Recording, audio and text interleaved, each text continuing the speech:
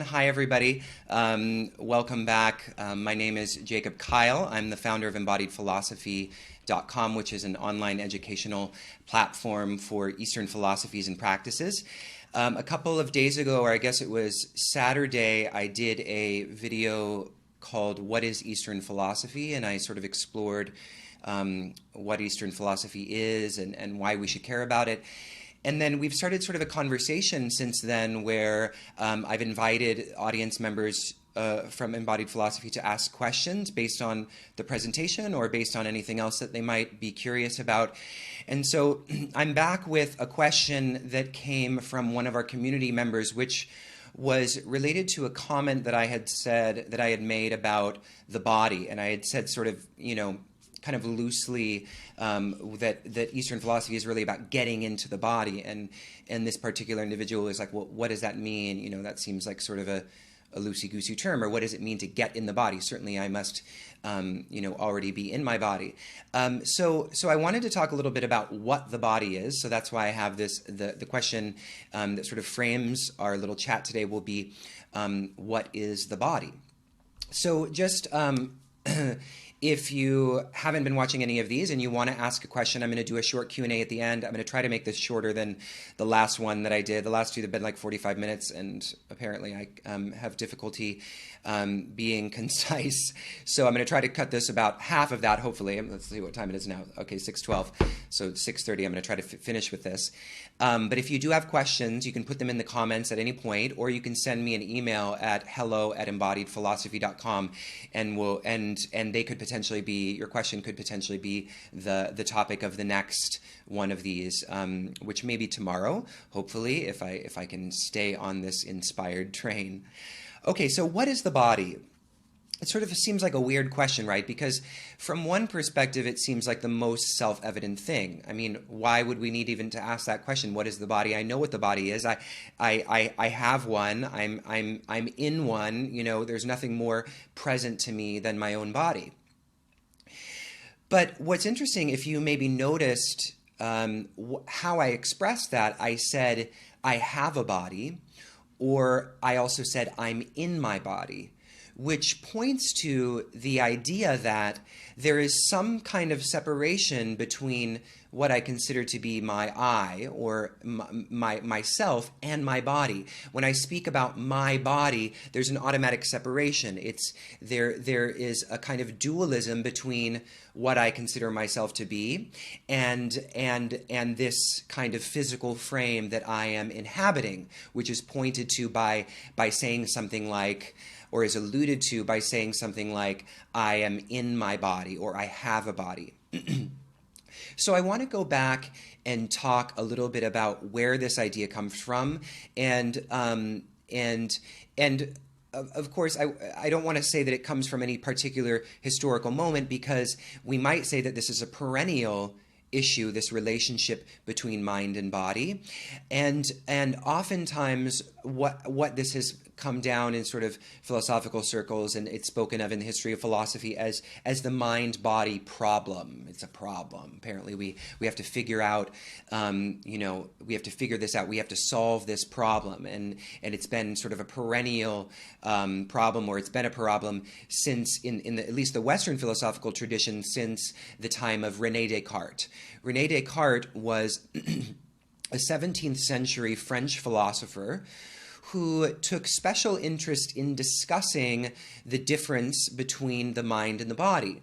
And what he argued was that, or what he posited, was that the body was a purely mechanical thing. It was a material substance, but the mind was not mechanical and could not be subject actually to the laws of nature.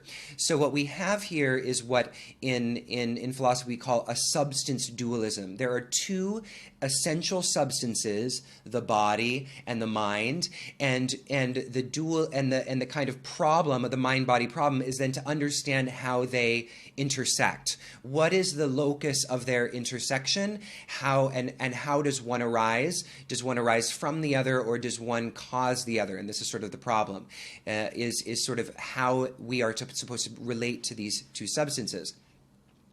Well, in philosophy, a lot of obviously arguments have been made about this, and different people have put themselves in different camps. So on the one hand, we have the substance dualisms that say there's two essential substances, mind and body, and then we have other people who say no, this is just a property dualism. There's just one substance, but it has two different properties that can be spoken of in terms of, categories of the mind and categories of the body and physical science.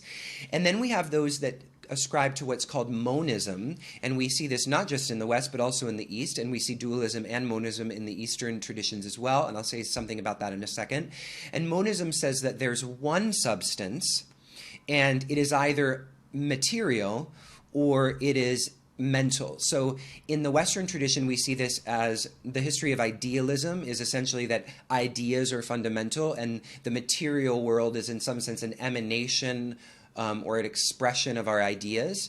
And then on the other hand, we have who are often we're called the behaviorists, where everything is purely physical. Everything is purely physical, mechanical interactions, and the mind is just sort of this kind of epiphenomenon of physical material.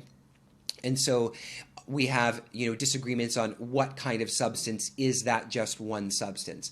From the Eastern tradition, we have, for example, Samkhya is the perfect example of a dualistic system, because we have on the one hand Purusha and on the other hand Prakriti, and the only difference between this, Purusha is consciousness and Prakriti is matter. The difference between that dualism and the dualism of mind and body like we find in Descartes is that Purusha is actually not the mind. The mind is actually in Samkhya considered to be a part of Prakriti. It's actually, the mind is material, and consciousness, pure awareness, pure Purusha, is actually something other than, is something substantially different from the kind of chitter-chatter mental operations of the mind. So it's sort of a different kind of dualism.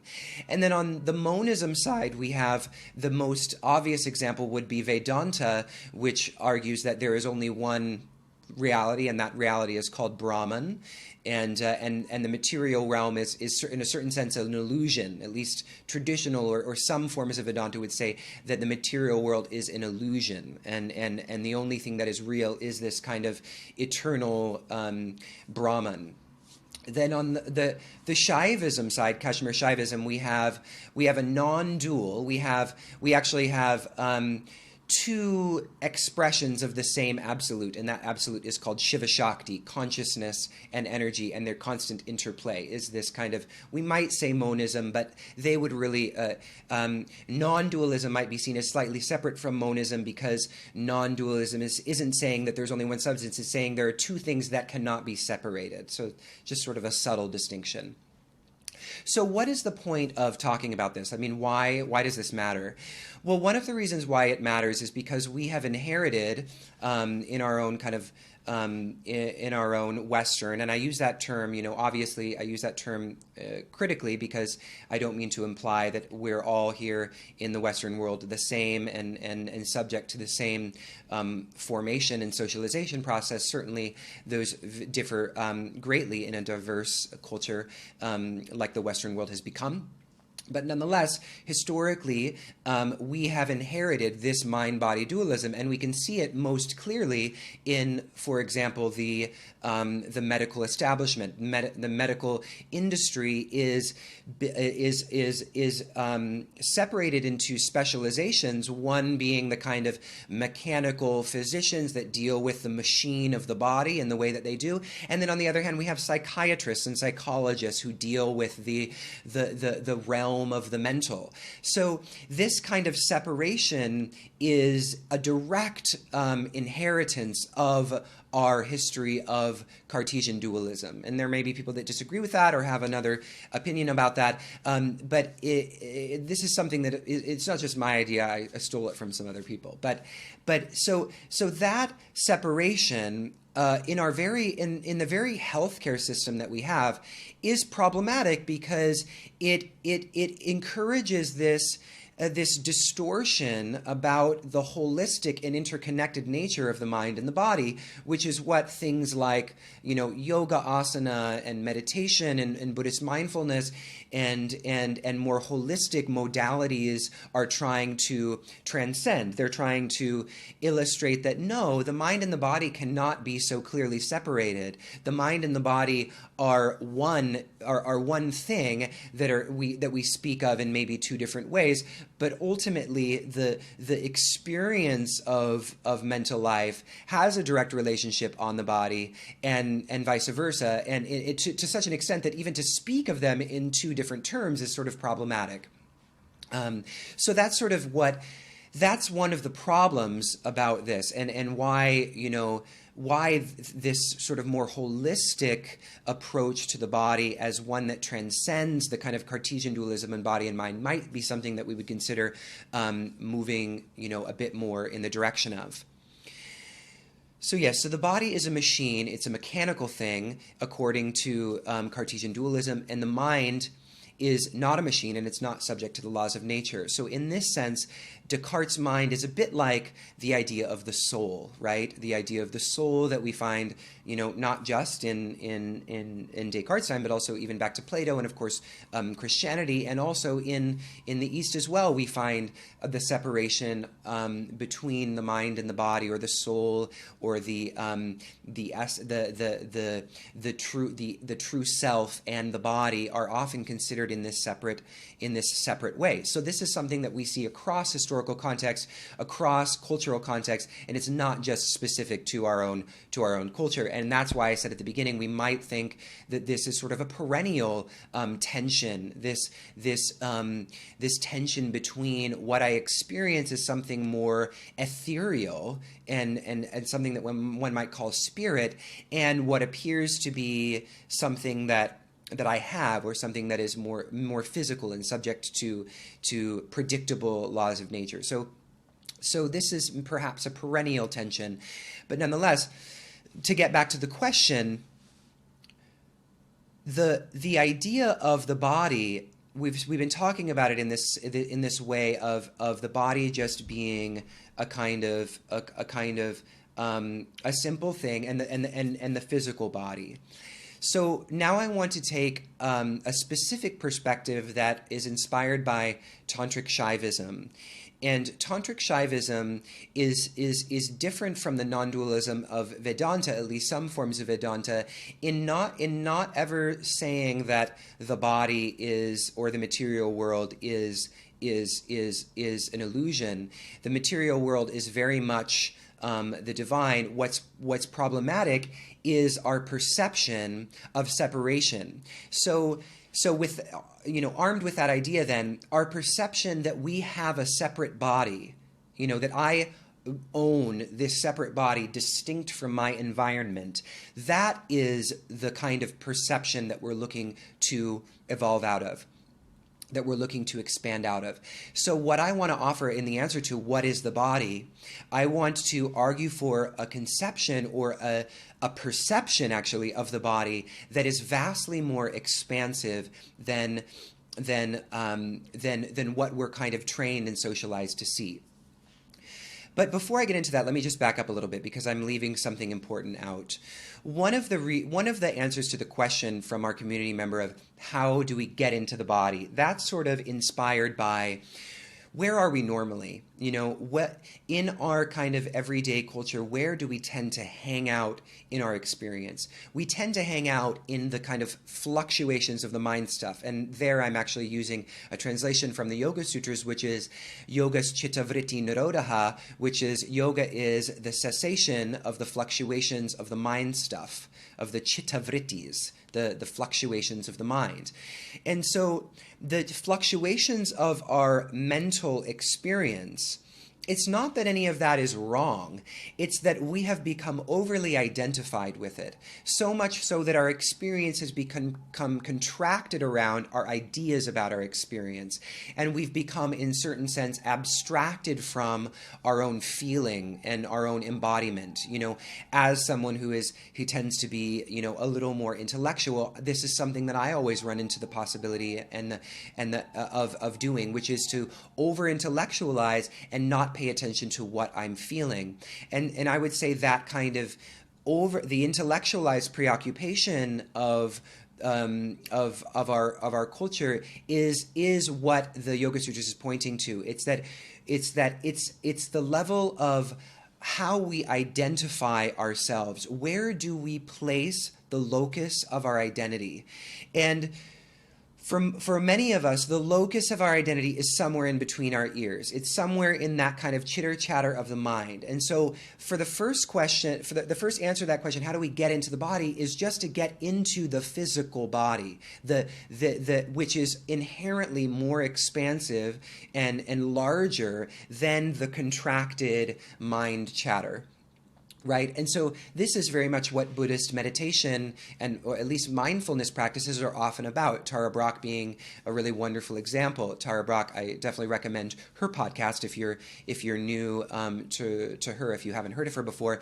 She, and many other Buddhist teachers invite you to really take notice of the aliveness that's here, not by judging or developing an idea about it or conceptualizing it or labeling it, but just feeling into that space that's there. And oftentimes that's feeling into a lot of stuff that we want to escape from by thinking.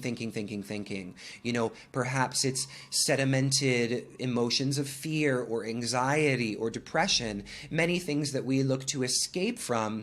And so really feeling into that getting into the body is first and foremost a feeling into the emotional layers of self that our intellectual mind has done a very good job of kind of transcending or getting on top of or conquering in a certain kind of way. So at the first level, to get into the body is just to get out of that chitter chatter.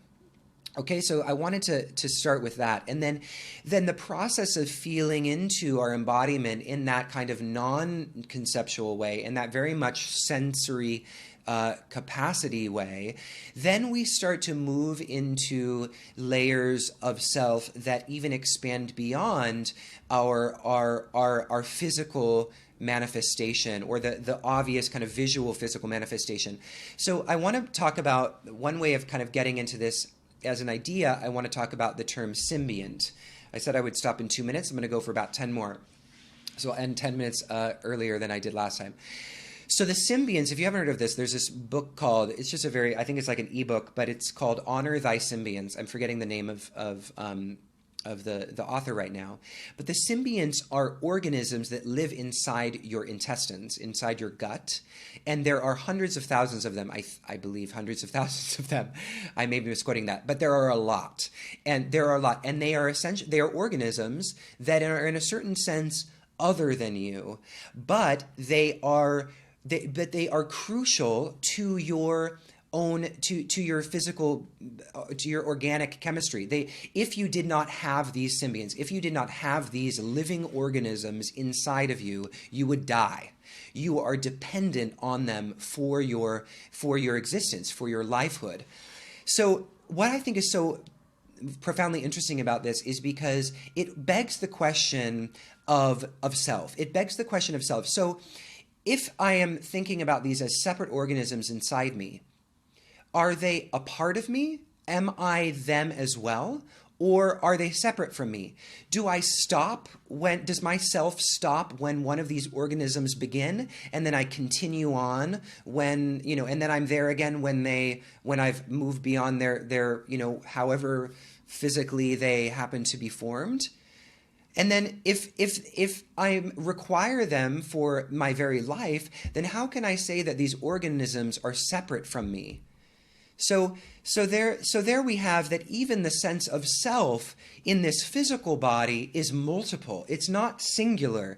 And the mode of understanding our physical identity is often a singular projection. We think that we have this, singular cohesive self that is represented by what reflects back to us in the mirror. So now, if inside of us are aspects of ourself that from a certain perspective we can see as organisms that are other than how we would, in a traditional sense, conceive of ourself, then we can think about it in the opposite direction, in the outward-looking direction. if I am also the organisms inside me that I depend on for my existence, if those are a part of my body, then what perhaps is also a part of my body is the organisms and the environment outside me that sustains the physical, that I depend upon also for my existence. Right? So that when we start to think about the body in that way as something that is actually not so easily circumscribed, we can't so easily put a boundary upon where I end, where my body ends and the other body begins, then it becomes a question not so much of the obvious definition between my body and another body, but rather where I identify my body, how I identify with my embodiment. And that identification process can be one that can expand. There is nothing objectively true or ultimately fundamentally necessary about me believing that my body ends right where my individual physicality that reflects back in me the mirror. Of course, it's useful to think of my body in that way and it's functional, but in terms of a kind of experience that one might call spiritual, of interconnectedness with the rest of life, and to move towards a kind of experience of understanding and compassion with other beings and with the environment, that identification process, it might be worthwhile to expand out into the environment around us. And so, of course, that's just an idea, right? That's just an idea. That's just a concept. Okay, I can think, that all sounds very good. But the Tantric Shaivite tradition actually says that you can experience that as well. You can experience that process of expansion through the practices of meditation and yoga, visualization, and the many kind of vibratory practices that are a part of the Tantric Shaivite tradition. So then, to get back to the question, what is the body? Well, the answer to that is really, hopefully I've made it clear, the answer to that is really how you identify it. And the opportunity to identify it in a more expansive way is there for you through practice and through a shifted understanding of the relationship between your selfhood and your environment, and the kind of arbitrary boundaries that we place, and the concepts of separation that we operate within in order to make sense of our experience. And those are ultimately malleable and changeable and can be felt into and expanded out from through the practices of yoga. And I don't just mean asana, I mean all those practices, whatever ones you happen to be engaged with, even if they're from other traditions. Other traditions are promising something like this experience as well, maybe spoken about in a slightly different way. Okay, so that's the presentation. I'm gonna see if anybody has any questions. I'm gonna go on here to my comments section and see if anybody happened to write down anything. If you don't have questions, that's fine. You can always send me a question to hello@embodiedphilosophy.com, and I will and we can perhaps explore it in another live stream. So if you like the idea of Tantric Shaivism, there's actually going to be an online conference happening in a few weeks on our website, embodiedphilosophy.com, called Radical Body. And what we're talking about really is a radical sense of embodiment. It's exactly what we're talking about today. Is the body is something that it can be experienced radically differently, and the teachings of Tantric Shaivism are pointing towards that. So the conference is called Radical Body, Living Tantra for Modern Life. It's exploring the concepts and the ideas and the themes around Tantric Shaivism, a little bit about what we've talked about today. Kundalini, which is the energy, the Shakti, that is often associated with forms of spiritual awakening, and the chakras, which many people are familiar with. And we have 11 really esteemed speakers who are going to be participating in that conference, and I'm going to mention them all now by name. One of them is Anna Dea Judith, who wrote Eastern Body, Western Mind. Christopher Tompkins, who is a scholar on Tantric Shaivite texts, and I've interviewed him for Chitheads. Hari, who's a famous Kundalini teacher here in New York City. Christopher Harish Wallace, who wrote Tantra Illuminated and was also a guest on the podcast Chitheads. Swami Kecharanatha, who is a renowned tantric sannyasin. Lauren Roche, who is the author of the Radiant Sutras, which is a poetic translation of the Vijnana Bhairava Tantra. Mary Riley Nichols, who is a faculty member at the Nalanda Institute for Contemplative Science. Pandit Rajmani Tiganate, who is the head of the Himalayan Institute and a renowned author and teacher. Rinmesh Bionis, who was also a guest on Chitheads, who is the author of 2 books on Tantra and is going to speak about ecology. And then Sally Kempton, who will speak about the Divine Feminine. Sally Kempton is a famous speaker, teacher, and writer. And Shambhavi Saraswati, who runs a tantric Shaivite Trika Shaivism community up in Maine, and is also the author of several books, and is going to be speaking about how to use these teachings and make sense of the world when everything feels wrong. So if you want to sign up for that, just check out the link at the bottom of this post, 5tattvas.com/radical-body. And you can also find it at radicalbody.embodiedphilosophy.com. So they're going to take you to both pages. Let me just see if anybody has any questions. It doesn't look like anybody has any comments, but I'll just check and see. Nope, no comments. Okay. So no problem. So if you're new to Embodied Philosophy, check out the website embodiedphilosophy.com or 5tattvas.com. We're an online educational portal for Eastern philosophies and practices, and to that end, we publish a number of original articles on the blog. We have a podcast, Chitheads, where I interview leaders, teachers, and scholar practitioners on a variety of topics.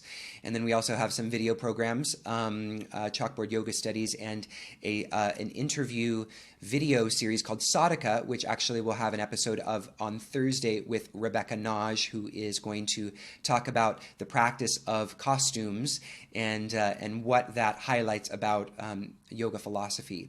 So hopefully you'll join us in the blog. You can also sign up for our mailing list by texting the word RAD body to the number 44222 if you're in the United States, that is. RAD body, R-A-D, or excuse me, EMBODY, Embodie to 44222. That's EMBODY to 44222.